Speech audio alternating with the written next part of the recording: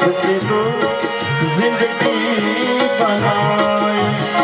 तुम्हें है याद, तुम्हें अनाद, तुम्हें है शक्ति, तुम्हें है भक्ति, तेरे कृपा से होगी मुक्ति, तेरे सिवा अब कुछ नहीं है।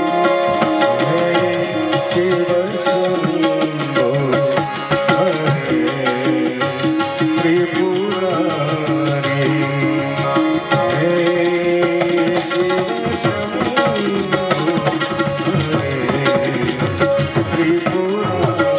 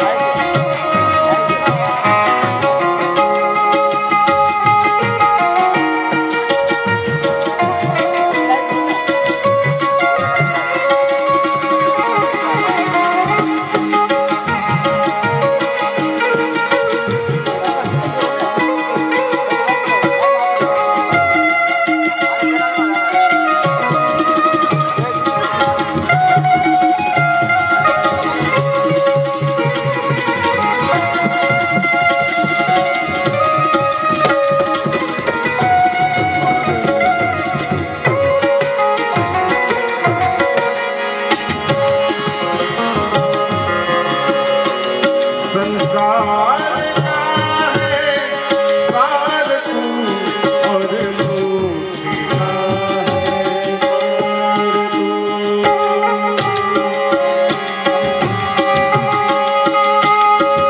तेरी शरण में जो भी आए इस जीव का उद्धार तू, आरंभ तू और अंत तू, हर जीव का कल्याण तू। शिव में है शक्ति तू, हर जीव में है शिव तू। तुम्हें है याद, तुम्हें अनाद, तुम्हें है शक्ति, तुम्हें है भक्ति, तेरे कृपा से होगी मुक्ति, तेरे सिवा अब कुछ नहीं है। शिव शंभो हरे त्रिपुरारी, हे शिव शंभो हरे त्रिपुरारी, हे भोलेनाथ, हे महादेव, शिव शंभो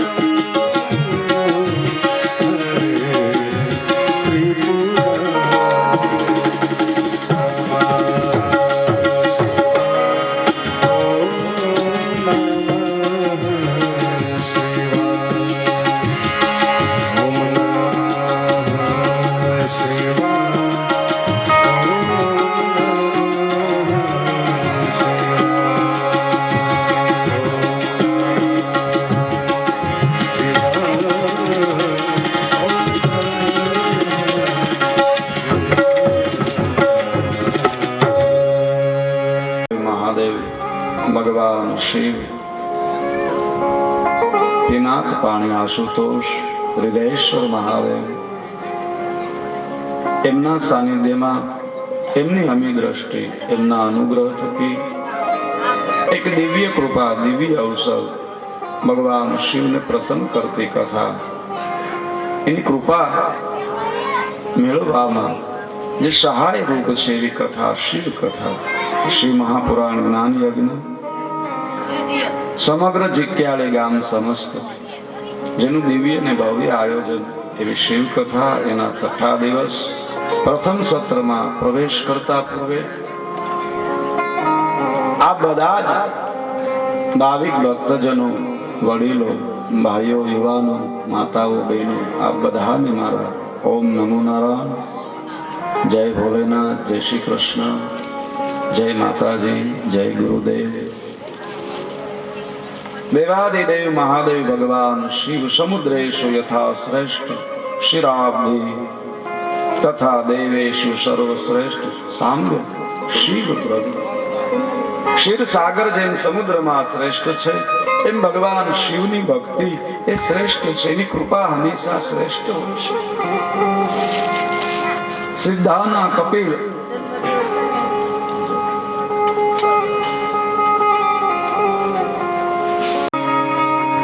સિદ્ધાના કપિલ શ્રેષ્ઠો યથા સિદ્ધા શ્રેષ્ઠ તથા તથા દેવ દેવેશુ સર્વેશુ શ્રેષ્ઠ મહાદેવ શંભુ. જેમ સિદ્ધોની અંદર ભગવાન કપિલ મુનિ મહામુનિ એ શ્રેષ્ઠ છે, એમ ભક્તિમાં ભગવાન શિવ, કૃપામાં ભગવાન શિવ શ્રેષ્ઠ છે. કરુણા નિદાન છે, દયાના સાગર છે, ભક્ત વત્સલ છે. રુદ્રનાથ ઇતિ રુદ્ર, ભક્તોનું દુઃખ જોઈ અને જે રડે છે, દુઃખોને હરે છે ઇતિ હર. એવા મંગલકારી મહાદેવ ભગવાન શિવ, એમની કથામાં આપણે પ્રવેશ કરતા પહેલા આપણો નિત્ય ક્રમ કથાના આરંભ પૂર્વે થોડી વાર કીર્તન.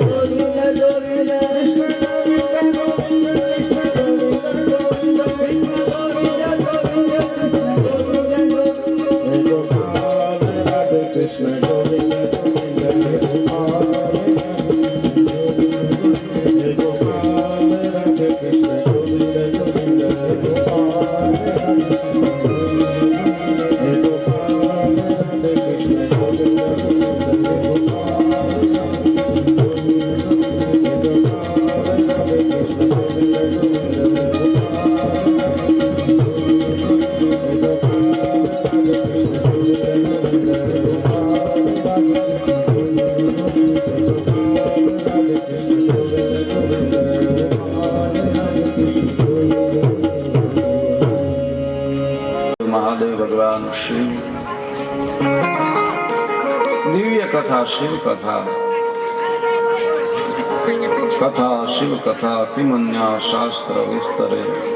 મહાદેવ મુખારવિંદ વિનિહે, જે સ્વયં ભગવાન શિવના મુખમાંથી પ્રાગટ્ય થયું છે દિવ્ય વાણી, મૂળ જ્ઞાન, આત્મજ્ઞાન, તત્વબોધ, અદ્વૈત અને દ્વૈત બંને. ઇતિ શિવ કથા, જેમાં સગુણ ભક્તિ અને નિર્ગુણ ભક્તિ, જ્ઞાન અને ભક્તિ બંને માર્ગ એટલે શિવ કથા. વેદોમાં જે નિરાકાર તત્વની વાત કરી છે એ અદ્વૈત અને ભક્તિ માર્ગથી જે આપણે સ્વરૂપ એ દ્વૈત બંનેનું સમન્વય ઇતિ શિવ કથા. શિવ જ્ઞાન થકી જીવ મોહથી પર થઈ શકે અને મોહ જ્યારે પર થાય ત્યારે મોક્ષ થાય. નારદજી તપ માટે ગયા, મોહ થયો, ભગવાન હરિને શ્રાપ દઈ બેઠા. શ્રાપના દેવાના દોષમાંથી મુક્ત થવા માટે ભગવાન શ્રી હરિએ કહ્યું, હે નારદ, શિવ એવં ધનમ મમ, શિવ એવં હૃદય મમ, શિવ એવં આભૂષણ, શિવ એવ સર્વસ્વ, શિવ એવ મમાશસ. મારો આરાધ્ય, મારું આભૂષણ, મારું ધન, મારો એક એક શ્વાસ એ મહાદેવ છે. નારદ, મને પ્રિય થવા માટે તમે એની ભક્તિ કરો, એની પ્રિય થવું તો મને પ્રિય થવું. નારદજીને આદેશ મળ્યો છે જે આપણે કથામાં આગળ શ્રવણ કરવું. યાદી એટલા માટે કરાવે કે કથાનું ચિંતન મનન રહે, કથા અંદર બેસે, થોડી કથા આપણે અંદર બેસે. એ નારદજી બ્રહ્મલોકમાં આવ્યા છે. પિતામાં બ્રહ્માજી પાસે શિવ કથાનું શ્રવણ કરે છે. બ્રહ્માજી ભગવાન સામ્ય સદા શિવ એનું મૂળ સ્વરૂપ એમનું વર્ણન કર્યું છે. આદિ શક્તિ શિવા એમનું વર્ણન કર્યું છે. સૃષ્ટિનું સર્જન કઈ રીતે થયું એ કથા કહી છે. સમજ્યા સંકલ્પ પુત્રો, માનસિક પુત્રો, સમગ્ર સૃષ્ટિનું વર્ણન કર્યું છે. ગઈકાલે આપણે ભગવાન શિવ અને માતા પાર્વતી એમના વિવાહનો દિવ્ય ઉત્સવ ઉજવ્યો છે. એવો દિવ્ય મહોત્સવ, એવો ઉત્સવ ઉજવાયો, એવો આનંદ આવ્યો છે. સરસ મજાની અહીંયા કન્યા પક્ષથી બધી તૈયારી હતી, મંડપથી લઈ અને એવી જ રૂડી બધા જાન લઈને આવ્યા. બે પક્ષને ખૂબ ખૂબ સાધુવાદ. હા, બેયને આપણે જોરદાર તાળીઓથી વધાવી આગળ પ્રવેશ કરતા પૂર્વે જે કન્યા પક્ષ અને વર પક્ષ સરસ મજાનું એવું દિવ્ય અને એટલો ભાવ પ્રેમ, એટલા બધા હરખમાં હતા. અમારે બાવ કાકા તો ભૂલી ગયા હતા, તો સતી પ્રાગટ્યના દિવસે જ કહેતા. મેં કીધું ને આગલે દિવસે એટલો એક આનંદ અને દિવ્યતા. આપણે અહીંયા જાન લઈને આવ્યા, અહીંયાથી કન્યા પક્ષ તરફથી ત્રિભુવનભાઈ અને નસીબ પરિવાર દ્વારા જ્યારે માત પિતા પરણે સોરું મંગળ ગાય, એવું જાણીને આજ અમને આનંદ થાય. આદિ માત પિતા છે વ્યાસ ભગવાન રુદ્ર સંહિતાનો આરંભ કરતા લખે, જગત પિતરો શિવા, જગત પિતરો જગત માતરમ શિવા. આ જગતના જે મૂળ માતા પિતા છે ભગવાન શિવ અને માતા પાર્વતીના વિવાહ એટલે શબ્દ અને સુરતાના વિવાહ છે. આપણો શબ્દ જે છે, આપણી સુરતા છે, એના વિવાહ શબ્દ સાથે થાય. પરણે શબ્દ ને સુરતા નાર, સ્વયંવર ગુરુજીના દેશમાં. વિવાહ એટલે શું? એક વિવાહ તો એ યુગો પહેલા, કરોડો વર્ષો પહેલા જે વિવાહ થયા અને વિવાહને આપણે નિત્ય કથામાં ગાઈ, એ તો એક આપણે લૌકિક લીલાનો આધાર લઈ ભગવાનને એ લીલા એ વિવાહને માણવા માટે આપણે ઔપચારિક એક મહોત્સવ ઉજવીએ. અનાદિ વર્ષો થયા છે, પણ મૂળ એનો અર્થ છે વિવાહ થવા એટલે મારી તમારી સુરતાના વિવાહ થવા શબ્દ સાથે. તમે જો દીકરી હોય ને એ કુંવારી હોય એટલે એના માગા. કોઈ પણ દીકરી યુવા જ્યારે થાય, વિવાહ યોગ્ય થાય એટલે એના માગા આવે. જ્ઞાતિજનો છે આવે, ગમે ત્યારે આવે ને ભાઈ, જ્ઞાતિ તો ગમે ત્યારે આવે. બપોરના 12 વાગ્યા હોય, જમી લીધું હોય તો આવે, રસોઈ બનાવવી પડે. ના ન કહેવાય, દીકરી વિવાહ યોગ્ય થાય એટલે માગા આવે. શા માટે? એના વિવાહ નથી. એમ મારી તમારી સુરતા જે છે એ કુંવારી હોય તો માગા આવે. સુરતા જો કુંવારી રહી ગઈ હોય તો કોના માગા આવે? ક્રોધના માગા આવે, લોભના માગા આવે, મોહના માગા આવે, મમંથના માગા આવે. કામ, ક્રોધ, લોભ, મોહ આના માગા આવે. અને માણસ એ માર્ગે ખેંચાઈ જાય, પછી મોહ સાથે એના વિવાહ થઈ જાય. પણ એ સુરતાના વિવાહ ભગવાન શિવ સાથે થઈ ગયા હોય પછી કોઈ માગું ન નાખી શકે. ત્યાં સુરતાના વિવાહ જો ભગવાન સાથે થઈ જાય પછી ક્રોધ ઈ માગું ન નાખી શકે, એની સાથે વિવાહ ન થાય. દીકરીઓના માગા આવે, પણ જેની સુરતાના વિવાહ શિવ સાથે થઈ ગયા, લોભ ત્યાં એને વશ ન કરી શકે. એ જીવ મોહ લોભ આથી દૂર રહે. સુરતા કુંવારી છે. ક્રોધનું માગું આવે આપણા ઉપર, એટલો ક્રોધ આવી થઈ જાય આપણાથી ન કરવાનું થઈ જાય. સુરતા કુંવારી છે. લોભનું એવું માગું આવે આપણે ન કરવાનું કર્મ કરી શકીએ. મોહનું માગું આવે માણસ અધર્મના માર્ગે જતો રહે. મારી તમારી સુરતા જો કુંવારી રહેશે ને તો આ ષડ ઋતુ જે કહેવાય છે એના માગા આવે ને માણસનું જીવન એ પતન તરફ જાય. જીવન પણ બગડે, મૃત્યુ પણ બગડે, મોક્ષ પણ બગડે, એની પેઢીને પણ એ પીડા ભોગવવી પડે. પણ એ જ સુરતાના વિવાહ જો ભગવાન સાથે થઈ જાય પછી એમાં શું આવે કે એમાં ભક્તિ આવે, એમાં ઉદારતા આવે, એમાં ક્ષમા આવે, એમાં દયા આવે, એમાં વાત્સલ્ય આવે, એમાં પ્રેમ આવે, એમાં દિવ્ય દ્રષ્ટિ આવે. ભગવાન કૃષ્ણએ કહ્યું વસુધૈવમ કુટુંબમ, આખો સંસાર મારો પરિવાર છે. આવી દિવ્યતા આવે અને પછી અંદરથી નકરો નિજાનંદ આવે, અખંડ આનંદ આવે. ઘણી વાર તમારી પાસે કઈક હોય ને આનંદ આવે, બધું હોય ને આનંદ આવે, ન હોય તો દુઃખી થાય. પણ સુરતાના વિવાહ ભગવાન સાથે થઈ જાય ને પછી નિજાનંદ આવે, જેને અખંડાનંદ કહેવાય. સુરતાની શબ્દ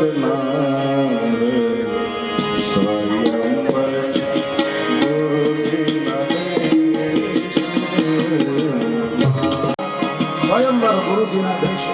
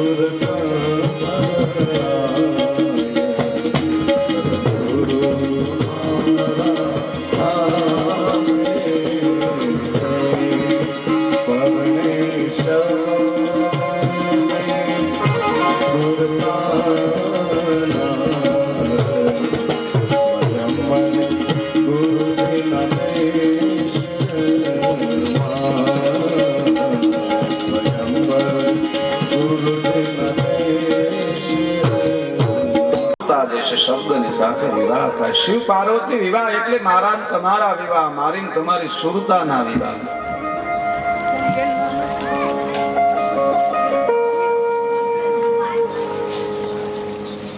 એના વિવાહ જો ભગવાન સાથે થઈ જાય જીવ, એમાં ભક્તિ આવે. અને એક વસ્તુ યાદ રાખજો, ભક્તિ આવે એટલે બધું આવે.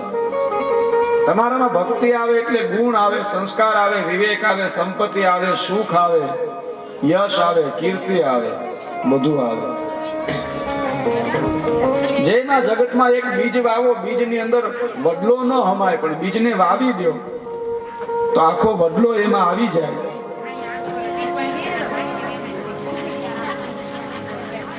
એમ ભક્તિ જે છે ને એક બીજ રૂપી છે જીવનમાં, એ આવી જાય પછી બધું આવી જાય. ઘણી વાર આપણે જો એક દીકરીને એના પિતાજીએ કહ્યું બેટા હું બહાર જાઉં છું, બોલ તારા માટે શું લાવું? એની દીકરીએ કહ્યું મારા હાથે એક નણંદ લેતા આવજો, કે એ ન મળે. એક સાસુ લેતા આવજો, કે એ ન મળે. એક દેર લેતા આવજો, કે એ ન મળે. કા કે એના માટે વિવાહ કરવા પડે. જો તારા વિવાહ થઈ જાય ને એના માટે ધણી ધારવો પડે. તું ધણી ધારી લઈને પછી બધું મફતમાં મળી જાય. એક ધણી ધારી લે, પતિ મળી જાય, પછી નણંદ આવી જાય, એમાં સાસુ મળી જાય, દેરે મળી જાય, પણ ધણી ધારવો પડે. એમાં જીવને ધણી ધારવો પડે. એક ધણી ધારી લઈને પછી કામ, ક્રોધ, લોભ, અધર્મ એને ઘેરી ન શકે. શિવ પાર્વતી વિવાહ એટલે સુરતાના વિવાહ છે. 500 રૂપિયા વ્યાસપીઠ ઉપર કાજલબેન અરુણભાઈ બરવાળી આપે છે. ખૂબ ખૂબ સાધુવાદ. તેમજ આજે 2100 રૂપિયા સ્વસ્થાન રમેશભાઈ વાલજીભાઈ એમના 5 દીકરીઓ બેનો આપે છે. અને ભાણિયાનો જન્મદિવસ છે. દેવાદેવ મહાદેવ એની કાયમ એના ઉપર અમી દ્રષ્ટિ રહે, આશીર્વાદ છે. ખૂબ ખૂબ આ તો આપણું ગામ છે.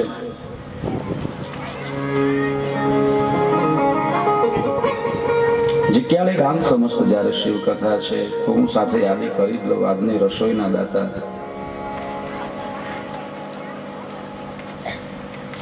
શંભુભાઈ ભીમજીભાઈ નસીદ, હસ્તક મૂળજીભાઈ શંભુભાઈ નસીદ, ભાઈલાલભાઈ રામજીભાઈ નસીદ તથા વિજયભાઈ કેશુભાઈ નસીદ તથા શ્રી ગોરધનભાઈ પોપટભાઈ નસીદ મંત્રી સાહેબ, એમને આપણે જોરદાર તાળીઓથી વધાવી. આજની રસોઈના દાતા છે.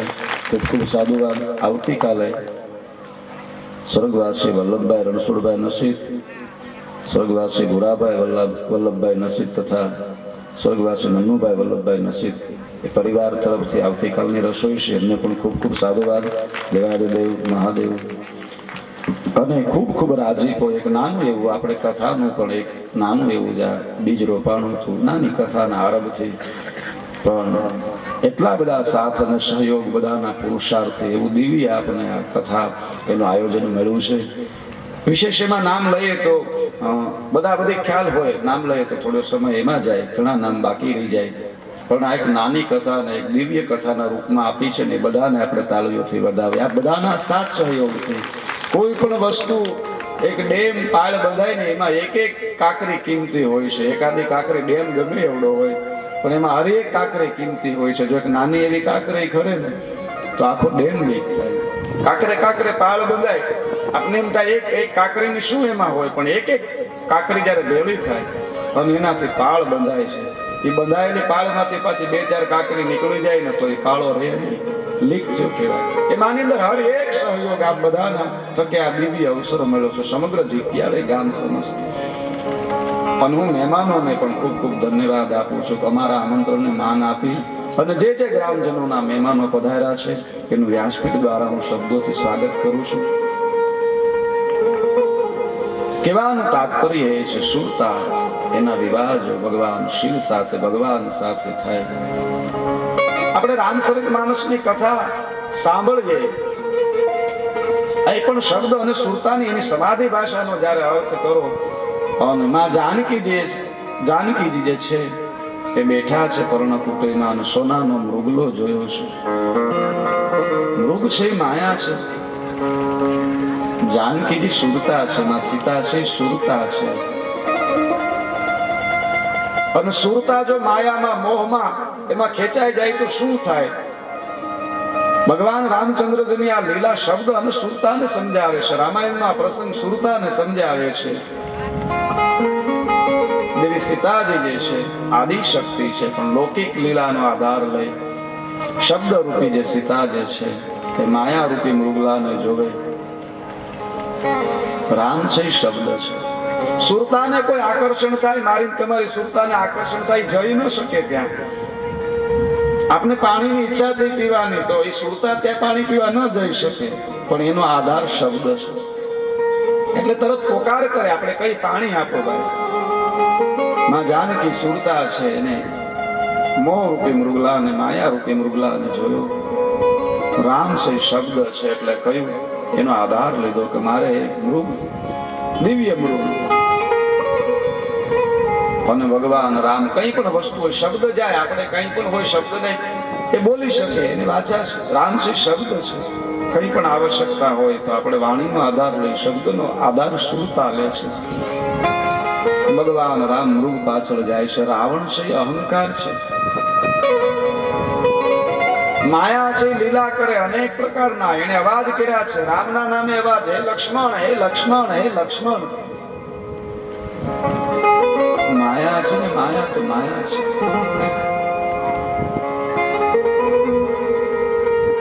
આપણે અગાઉ પણ એનું વર્ણન કર્યું નારદજીની કથામાં, એટલે વિશેષ ન લઈએ. માયા અનેક પ્રકારની લીલા કરે. જે કાંઈ આપણને સુખદાયક લાગે ને અંતે એ પણ માયા હોય છે. માયા એટલે ઠેઠ લગી ખબર ન પડે. યોગી પુરુષો તો એમ કહે છે કે મોક્ષની ઈચ્છા હોવી ને એ પણ એક માયા છે. સંન્યાસ માટે મોક્ષની ઈચ્છા પણ નથી રખાતી, એ પણ એક માયા છે. મોટી માયા સૌ તજે ઝીણી તજી ન જાય, જોગી જંગમ ને બોલિયા તો ઝીણી હવ ને ખાય. મોટી માયા હવ તજે. ભગવાન રામે કહ્યું છે લક્ષ્મણ, જ્યાં સુધી નજર જાય ને, જ્યાં સુધી દેખાય ને, જ્યાં સુધી વિચારાય ને, એ બધી માયા છે. રાવણ અહંકાર છે. માયા રૂપી મૃગલાએ પોકાર કર્યા. લક્ષ્મણ જે છે વૈરાગ્ય છે. એટલે સુરતાએ કહ્યું તમે જાઓ લક્ષ્મણ, વૈરાગ્ય ના કહી છે. વૈરાગ્યને લક્ષ્મણ છે મર્યાદા છે, વૈરાગ્ય છે. અને લક્ષ્મણ થી અંતે જાય છે તો એને રેખા દોરી છે. એ લક્ષ્મણ રેખા આપણા શાસ્ત્રોમાં એક સોમતિથિ નામે વિદ્યા છે. બ્રહ્માંડની અંદર જે ઉર્જા, જે તેજ, જે પ્રકાશ હોય, મંત્રોથી એના આહવાન કરી આકાશમાં જે સૂર્યાગ્નિ જે છે 12 પ્રકારના આદિત્ય કહેવાય છે. એમાં ભગવાન સૂર્યના પ્રકાશના 12 પ્રકાર હોય છે. અમુક પ્રલય થાય ને ત્યારે અમુક પ્રકારે પૃથ્વીની નજીક, ગ્રહોની નજીક એ બાળીને ભસ્મ કરે, એટલે 12 આદિત્ય આપણે ત્યાં કહેવાય છે. એ આકાશમાં જે પ્રકાશ છે એની વિદ્યા લક્ષ્મણજી, તેજની વિદ્યા, સોમતેજની જેની વિદ્યા કહેવાય છે.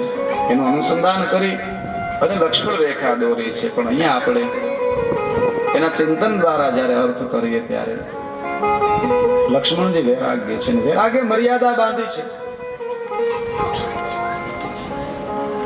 સુરતાને કહ્યું છે કે તમે આ વૈરાગ્ય, આની અક્ષીમાં ન વટો.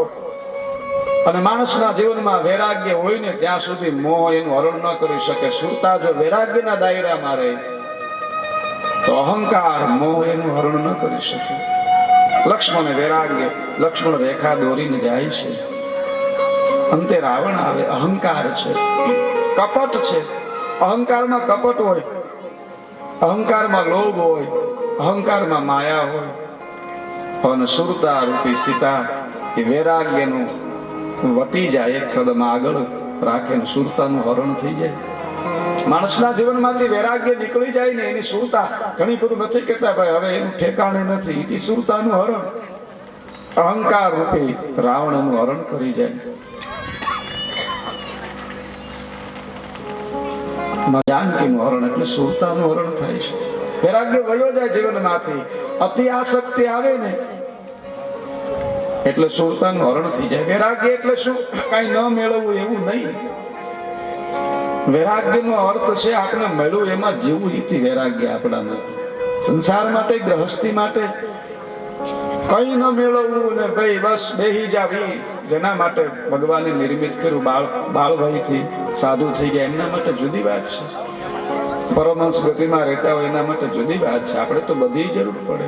મેં અગાઉ પણ કહ્યું સનાતન પરંપરા બધું પામવા માટે છે. પછી ભગવાનનું ભજન કરવું, અંતે મૂકી દેવું સહજ. ઇતિ વૈરાગ્ય. મેળવી અને છોડી દેવું, મેળવી અને વાપરવું.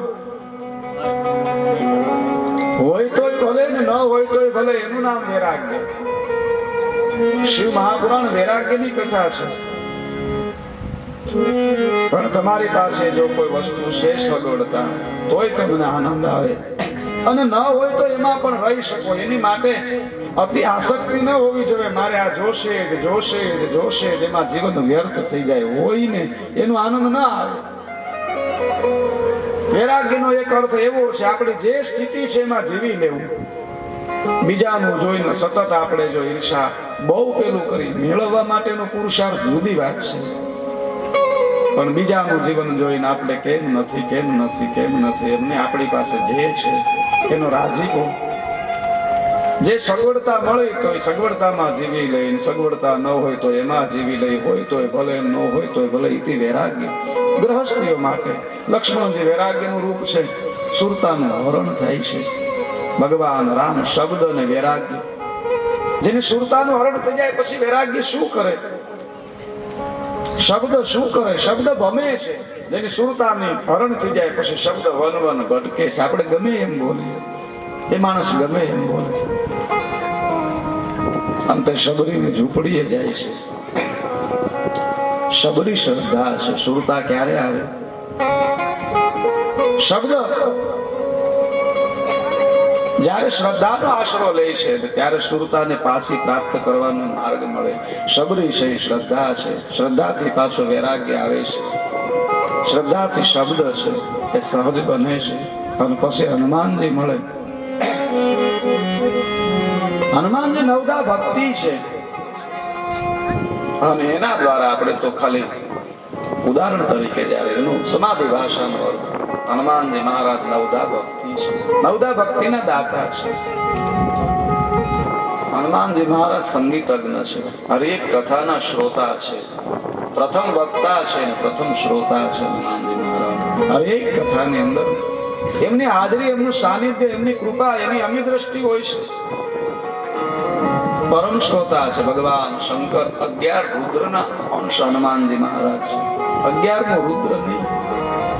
આ શરીરમાં 11 પ્રકારે વાયુ છે. પાન, અપાન, ધનંજય, દેવદત્ત મુખ્ય પ્રાણ વાયુ છે. 11 વાયુના અંશ રૂપી એવા હનુમાનજી મહારાજ. શ્રી મહાપુરાણમાં એમના અવતારની કથા આવે છે. પણ હમણાં જ હનુમાન જયંતિ ગઈ આપણે. બળિયા હનુમાનજી મહારાજનું દિવ્ય જ્યારે મંદિર નિર્માણ થઈ રહ્યું છે, દર વર્ષે આપણે ત્યાં હનુમાન જયંતિનો પ્રસંગ ઉજવવામાં આવે છે.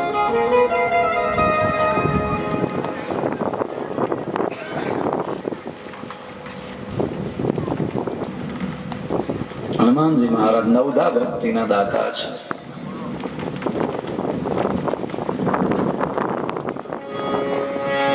થોડી વાર માટે હનુમાનજી મહારાજ, અમારે ગઈકાલે થોડી યાદી કરવી, કાલે વિવાહ પ્રસંગ અને એવો માહોલ.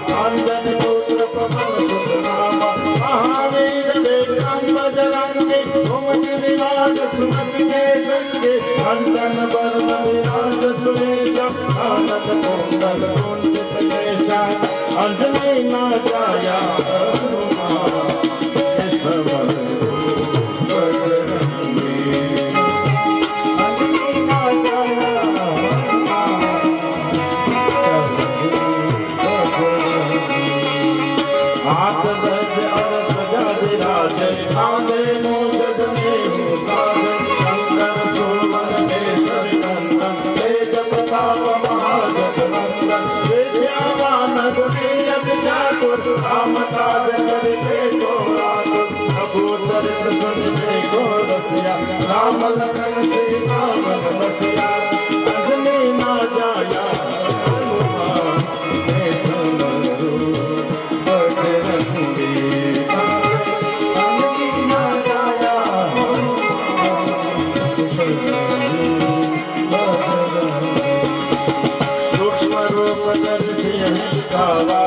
रूप धरि नंद भीम रूप धरि अशुत सुहारे रामचंद्र के काज सवारे मानस जीवन लखन जियाए श्री रघुवीर रघुपति के बहुत बड़ाई तुम मम प्रिय भरत सब भाई अंत में ना जाया हनुमान जय समरू बजरंगी अंत में ना जाया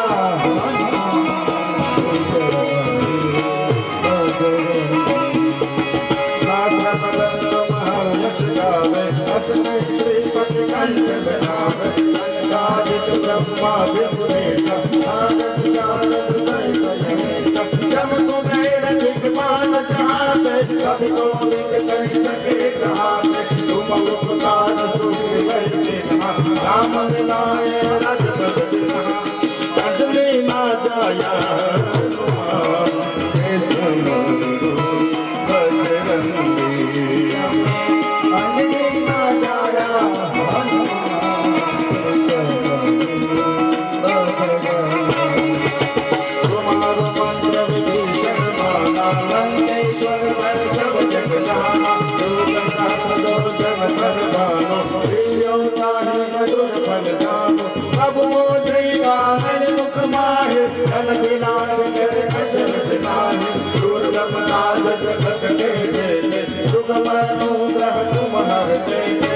अंजलि ना जाया हनुमान जय समरू बजरंगी अंजलि ना जाया हनुमान जय समरू राम द्वारे तुम रखवारे हो जगन्नाथ तुम्हारे करना तुम रक्षक काहू को डरना आपन वेद सहारो लावे तीनों लोक आपते कावे भूत पिशाच निकट नहीं आवे महावीर जब नाम सुनावे अंजलि ना जाया हनुमान जय समरू बजरंगी अंजलि ना जाया हनुमान जय समरू नाथ रोग हरे सब तेरा जब तक निरंतर हनुमत तेरा संकट से हनुमान छुड़ावे मन क्रम वचन ध्यान जो पावे सब पद राम श्री राजा जिनके काज सकल तुम जाना और मनोरथ जो कोई लावे सोई अमित जीवन पद पावे अंजलि ना जाया हनुमान जय समरू बजरंगी अंजलि ना जाया हनुमान जय समरू बजरंगी चारों जुग प्रताप तुम्हारा है पर श्रीपत गज उजियारा साधु संत के तुम रखवारे असुर निकंदन राम दुलारे अष्ट सिद्धि नौ निधि के दाता असवर दीन जानकी माता राम रसायन तुम्हारे पासा सदा रहो रघुपति के पासा अंजलि ना जाया हनुमान जय समरू बजरंगी अंजलि ना जाया हनुमान जय समरू तुम्हारो भजन राम को पावे जन्म जन्म के दुख बिसरावे अंत काल रघुवर पुर जाए जहाँ जन्म हरि भक्त कहाए और देवता चिंतन करे हनुमंत से सुख करे संकट कटे मिटे सब तेरा जो सुमिरे हनुमत बल तेरा अंजलि ना जाया हनुमान जय समरू बजरंगी अंजलि ना जाया हनुमान जय समरू बजरंगी जय जय जय हनुमान गुसाई कृपा करो देव के नाम जो संसार पाठ कर गोरे जो गई बंदी महासुर जो या बड़े हनुमान दानिशा होय श्री साची गौरीशा तुलसीदास सदा हरि देना दीजे नाथ हृदय महादेवा अंजलि जाया हनुमान मैं समरू बजरंगी हटावे अंजनी ना जाया हनुमान समरू बजरंगी पवन तनय संकट हरण मंगल मूर्ति रूप रावण कर सीता सहित जय सब सुर रूप जाने अंजनी ना जाया हनुमान मैं समरू बजरंगी अंजनी ना जाया हनुमान मैं समरू बजरंगी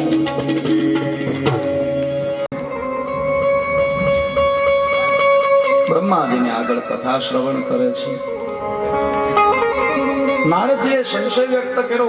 નારદજીએ કહ્યું, પ્રભુ દેવાધિદેવ મહાદેવ જગત પિતા છે, બધાથી પર છે, બ્રહ્માંડ નાયક છે, જગત પિતરમ. પણ હે પિતા, શિવ વિહાય દક્ષ યશ સુરે યજ્ઞ હરિગત. આપે મને કથા કહી, દક્ષ મહારાજે યજ્ઞ કર્યો અને એના યજ્ઞની અંદર બધા જ દેવ દાનવ આદિ બધા એ બધાની હાજરી હતી. તો જ્યાં ભગવાન શંકર એમનું સ્થાન ન હતું, બધા દેવતાઓ કેમ ગયા? આની પાછળનું કારણ શું? હેતુ ના કૈન તદ બ્રુહી. એવો કયો હેતુ, એવો કયો કારણ? હે ભગવંત, કૃપા કરો. જાનાતિ કી શંભુ ન હરિ પ્રલયકમ. શું દેવતાઓ નથી જાણતા ભગવાન શંકર એ બધાથી પર છે? ભગવાન શંકર પ્રલયંકર છે. બ્રહ્મા રૂપે સર્જન કરે છે, વિષ્ણુ રૂપે પાલન કરે ને રુદ્ર રૂપે કાલાગ્નિ રુદ્ર રૂપે સંહાર કરે છે. એ જ ભગવાન સદાશિવ શંકર રૂપે રહેલા છે. જગત શું નથી જાણતું? દેવતાઓ નથી જાણતા. અરે બ્રહ્માજી, આપ પણ કેમ ગયા એ યજ્ઞમાં? પ્રલય વિક્રમમ રણમ કથમ સકૃતવાદ. ક્યાં કારણથી દેવતાઓ કેમ છૂટી ગયા? દક્ષના યજ્ઞમાં કેમ ગયા જ્યાં મહાદેવનું સ્થાન નથી? અને સંસારમાં કોઈ પણ યજ્ઞ, કોઈ પણ પૂજા શિવ ભગવાનના સ્થાન વિના પૂર્ણ નથી થતી. કોઈ પણ યજ્ઞ, આજે પણ કોઈ પણ યજ્ઞ થાય, મહાદેવનું ઈશાન ખૂણામાં સ્થાપન હોય છે. ઈશાન ખૂણાનું સ્થાપન ન હોય તો કોઈ પણ યજ્ઞ પૂર્ણ ન ગણાય, કોઈ પણ એવી દિવ્ય વિધિ એ પૂર્ણ ન ગણાય. નારદજીએ બ્રહ્માજીને પ્રશ્ન કર્યો. બ્રહ્માજીએ કહ્યું, હે નારદ, એની પાછળની એક કથા છે.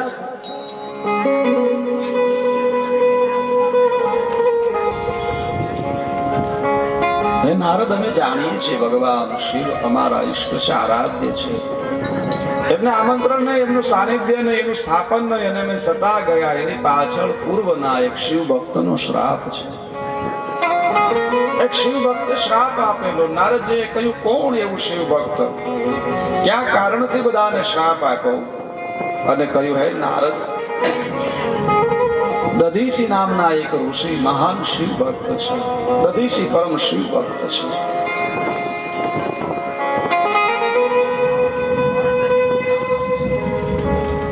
દધીસી તાત સંપ્રોજ્ય શિવ. એવા શિવ ભક્ત છે. એ દધીસી મહારાજ મહાજ્ઞાની છે, સાધુ છે.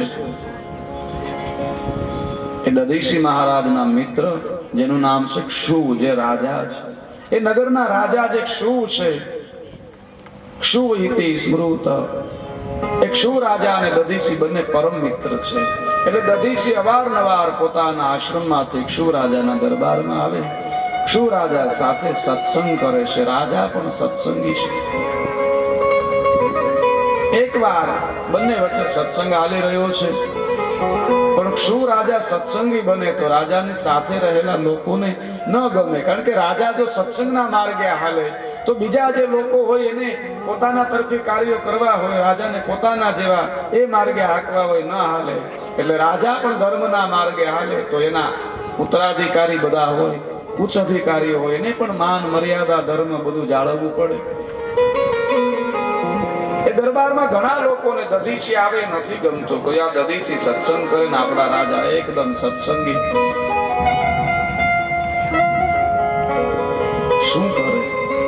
સમયની રાહ જોવે છે. એમાં એકવાર બન્યું એવું, સત્સંગ કરતા કરતા ક્ષુ રાજાએ કહ્યું છે, હે મહારાજ દધીસી મહાત્મા, હે વિપ્ર, અષ્ટાના લોકપાલાના વપુધાર્યૈત નૃપ.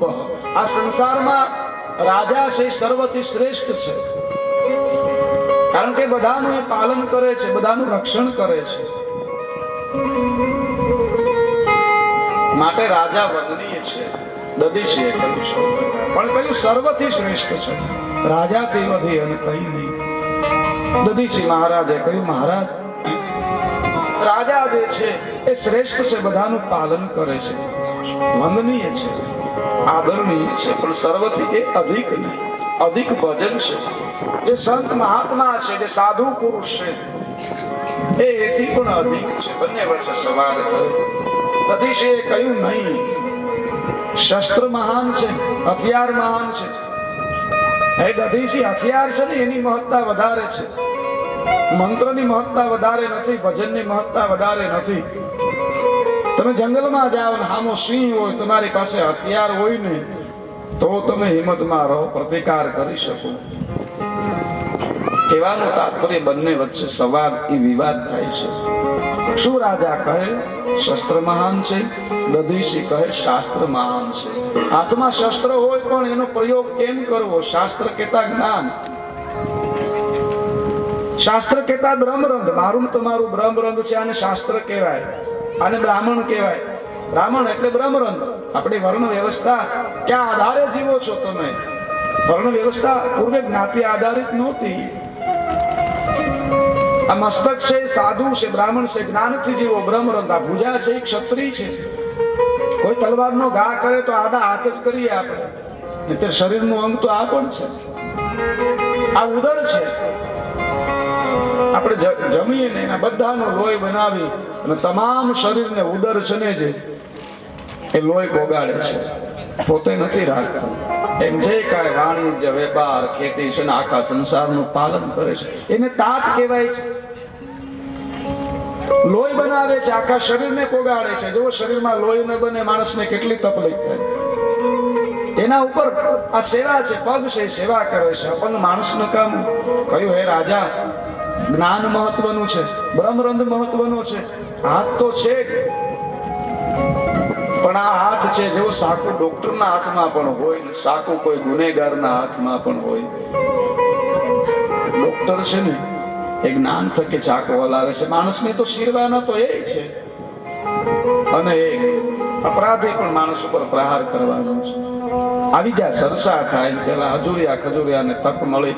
કહ્યું, મહારાજ તમારા દરબારમાં આવી અને તમારી વાતને ખોટી પાડે છે.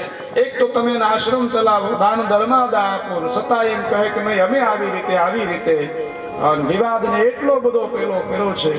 અંતે પ્રશ્ન માન સન્માનનો થયો. ક્ષુ રાજા ક્રોધમાં આવીને પ્રહાર કર્યો દધીસી ઉપર. દધીસી મૂર્છિત થયા. ઉપવાસી છે, શિષ્ય આશ્રમમાં લઈને આવ્યા.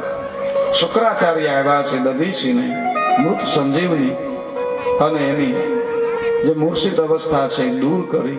દધીસી કહે, હું મૃત્યુ પામ્યો હોત તો મને ભય નથી, પણ હું મારી હાર થઈ એનો પણ મને વાંધો નથી, પણ શાસ્ત્રો જે છે એની હાર થઈ એ મને માન્ય નથી. મારે એની જીત માટે શું કરવું? શુક્રાચાર્ય કહ્યું, ભગવાન શિવનું શરણ છે. તમે મૃત્યુંજય મંત્રનો જાપ કરો, મહાદેવ પ્રસન્ન થાય અને એ જે આપે વિજયના દેનારા ભગવાન શિવ છે. આ સંસારમાં કોઈ પણ જગ્યાએ વિજય પ્રાપ્ત કરવો હોય ને મહાદેવ આપે. કોઈ પણ ક્ષેત્રમાં તમારે લક્ષ્યમાં વિજય પ્રાપ્ત કરવો હોય તો વિજયના દાતા મહાદેવ છે. મહાભારતનો પ્રસંગ લઈએ. કાશી નરેશની સભા માથે જ્યારે દાદા ભીષ્મ એમની કુંવરીઓ પોતાના કુરુવંશના વિવાહ માટે હરણ કરે, અંબાલિકા એમને લઈને આવે અને અંબાલિકામાંથી અંબાએ કહ્યું છે કે મારા વિવાહ હું મનથી સેદી નરેશ સાથે વરી ચૂકી છું. એટલે એમને ત્યાં મૂકવામાં આવ્યા. સેદી નરેશે કહ્યું, તારું હરણ થયું એટલે હું સ્વીકારું નહીં. હવે રાજકુમારી ન સેદી નરેશની સાથે વિવાહ કરી શકે ને કાશીમાં જઈ શકે. દાદા ભીષ્મએ હરણ કર્યું. અંબાલિકા જાય ક્યાં? એટલે કહ્યું દાદા ભીષ્મને કે હવે તમે મારી સાથે વિવાહ કરો. દાદા ભીષ્મએ કહ્યું હું ન કરું, મારે બ્રહ્મચર્યનો નિયમ છે, અંબાલિકાનું જીવન છે. શું કરે એ જીવનનું, કોણ સ્વીકારે, ક્યાં જવું? દાદા ભીષ્મનું જીવન ઝેર કર્યું છે. ઘણી પ્રકારે કહ્યું વિવાહ કરો, આપે મારું જીવન ઝેર બનાવ્યું છે. કહ્યું નહીં. અને અંબાલિકા અને દાદા ભીષ્મ સાથે શત્રુતા થઈ કે આ ભીષ્મનો હું કેમ વધ કરું. એટલો ક્રોધ વાપ્યો, પણ કોણ ભીષ્મની સામે યુદ્ધમાં આવે? અંતે પરશુરામના શરણે ગઈને કહ્યું તમારા શિષ્યને કહો મારી સાથે વિવાહ કરે. પરશુરામે જઈને કહ્યું સાહેબ ભીષ્મ વિવાહ કરે કે શક્ય નથી, મારી પ્રતિજ્ઞા નહીં તોડું. અંતે યુદ્ધ થાય છે. 10 દિવસ યુદ્ધ હાલ્યું છે. ન ગુરુ શિષ્યને મારી શકે, ને શિષ્ય ગુરુ ઉપર પ્રહાર કરી શકે. અંબાલિકા વિચારે મને કોણ ન્યાય અપાવે, કોણ વિજય અપાવે. અનંતે કોઈએ કહ્યું ભગવાન શિવના શરણે જાય. અને અંબાલિકાએ મહાદેવનું તપ કર્યું. ભગવાન શિવ પ્રસન્ન થયા અને કહ્યું દાદા ભીષ્મના મૃત્યુનું કારણ બનું એવી કૃપા કરો. અને ભગવાન શિવે કહ્યું છે યોગાગ્નિથી તારો દેહ છે, તું સમાધિ લે અને જ્યારે યજ્ઞ કરે ત્યારે તું એમાં પુત્ર રૂપે પુત્રી રૂપે પ્રગટ થઈશ. ને અંબાલિકા છે શિખંડી બનીને આવે છે. દાદા ભીષ્મના મૃત્યુનું આખી મહાભારત શિવ કથા છે. જગતમાં મહાદેવ વિજય દેનારા છે. શુક્રાચાર્ય મહારાજે કહ્યું ભગવાન શિવનું સ્મરણ કરો. દધીસી ઋષિએ ભગવાન શિવના મૃત્યુંજય મંત્રનો જાપ કર્યો છે. મૃત્યુંજય મંત્રનો અર્થ મૃત્યુ ઉપર વિજય એવો નથી. મૃત્યુંજય મહાદેવ ત્રંબકમ યજામહે ત્રયંબક. આ ત્રણેય કાળનું જે જાણે છે, ત્રણ જેના નેત્ર છે, ત્રણેય જે લોક છે. ત્રંબકમ યજામહે, આપણે એનું યજન કરીએ તમારા શરણે સુગંધિમ પુષ્ટિવર્ધનમ. મૃત્યુ સહજ બને એટલા માટે મૃત્યુંજય મંત્ર છે. મૃત્યુ પર વિજય. આ જગતમાં બધાનું મૃત્યુ છે ને છે. કોઈનું વહેલા મોડું આયુષ્ય એ વધઘટ હોઈ શકે, ચિરંજીવી હોઈ શકે.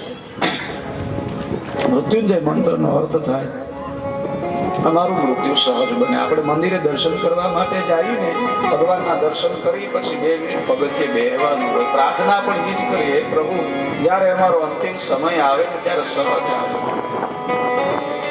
એકદમ સહજ મૃત્યુ બને. મૃત્યુંજય મહાદેવમ ત્રંબકમ યજામહે સુગંધિમ પુષ્ટિવર્ધનમ ઉર્વારુ કમીવમ. કરોળિયો જેમ એનું ઝાડું છે એમાંથી સહજ ઝાડું છોડી દે અને સહજ પાછું ઝાડાને લઈ લે. એમ અમારું સહજ મૃત્યુ હોય. અને મોટામાં મોટી પીડા મૃત્યુની છે. પ્રભુ એ તો છે જ, એને સ્વીકારવાનો છે, પણ સહજ હોય એટલા માટે દધીસી ઋષિ મૃત્યુંજય મંત્રનો જાપ કરે છે. ઓમ મૃત્યુંજય મહાદેવ ત્રાહિ મામ શરણાગતમ જન્મ મૃત્યુ જરા વ્યાધિ મૃત્યુંજય મહાદેવ ત્રાહિ મામ શરણાગતમ જન્મ મૃત્યુ જરા વ્યાધિ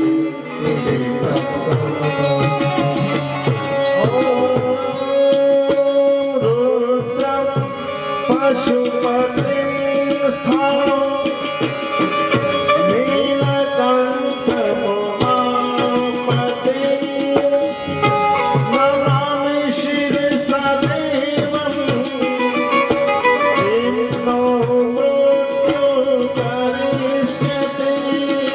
મૃત્યુંજય મહાદેવ ત્રાહિ મામ શરણાગતમ મૃત્યુ જરા વ્યાધિ